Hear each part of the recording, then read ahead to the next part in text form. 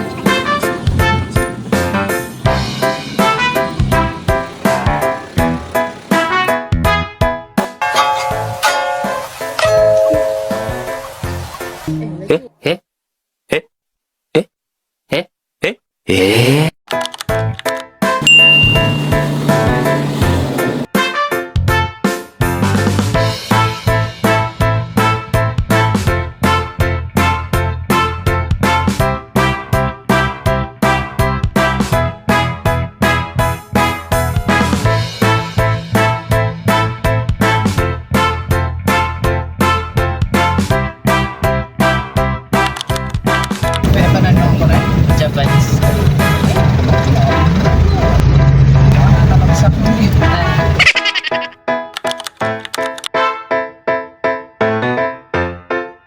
A few moments later.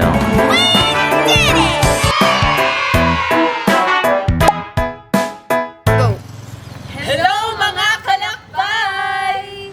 Halina't samahan nyo kaming tahakin ang Japanese Trail dito sa Longlong. Nico!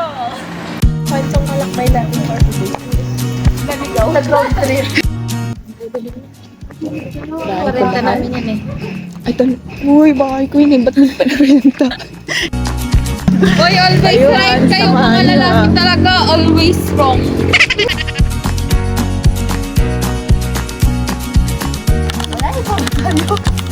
Malayo pa, wala pa sa Ay, ito na ba yung start? We ask for help when we don't know which way to go. The map! The map!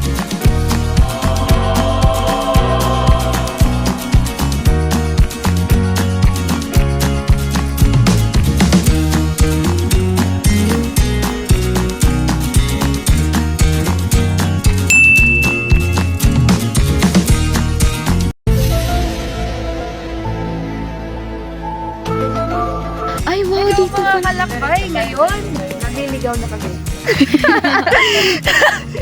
Hindi na namin alam kung saan ang tamang daan.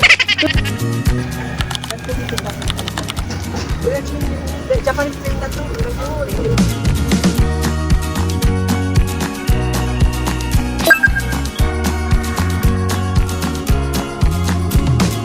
So ngayon, nandito naman tayo sa Kitos Restaurante. Kapag napagod kayo maglakad sa Japanese Trail, pwede kayong pupunta dito. Sobrang ganda sa loob, guys!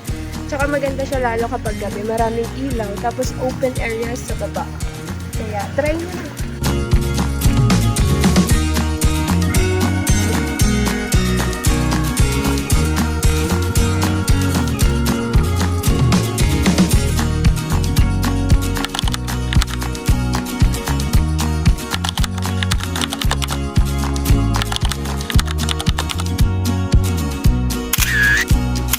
May mga hidden restaurants dito here in Longlong. Tao pala, ano ka po? Hindi famous.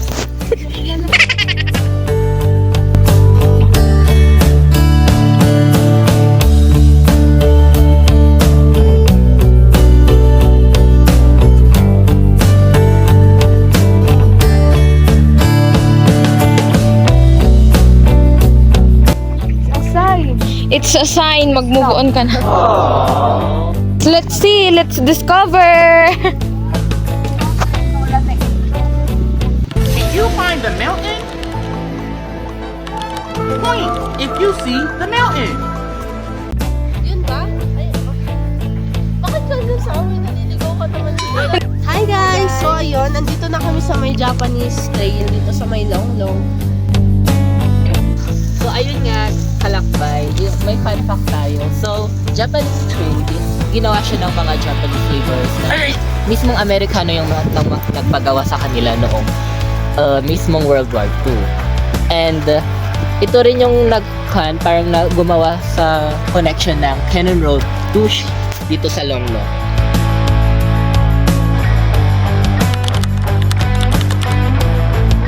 So ayun guys, ito nga po yung Japanese street. Tahakin na natin ang Japanese street.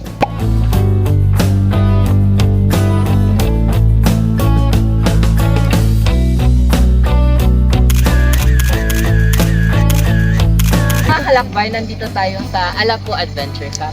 So, dito po is part ng BFU Nature Park and madaming mga tourists na pumupunta dito. So, hidden to located sa Longlong and kasama din na sa Japanese Street. So, Ito yung exit banda sa may camping area, and then doon naman sa may cafe ba? Cabin Doon sa Cafe. Doon sa may cabin cafe banda yung entrance. Mga cabin kayo makikita dito. Like it feels very provincial vibe yung mga cabin. Pero may rent yun, no? Meron, yeah, may rent shop. Doon yung may entrance, and then doon na din yung mga rent. Guys, andito na po tayo banda sa may cabin cafe. So maaga pa lang meron ng mga tourists dito. Siguro yung mga din, mga nagka-camping lang din.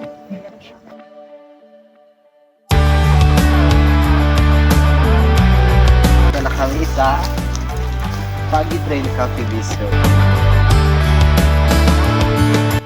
Kung gusto nyo makatry ng Korean food, pwede kayong pumunta dito sa cafe na to. Tara.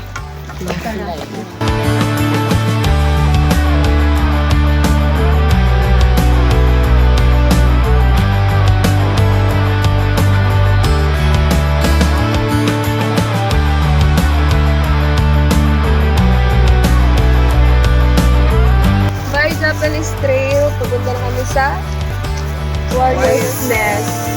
See you later, alligator! Tara mga kalakbay!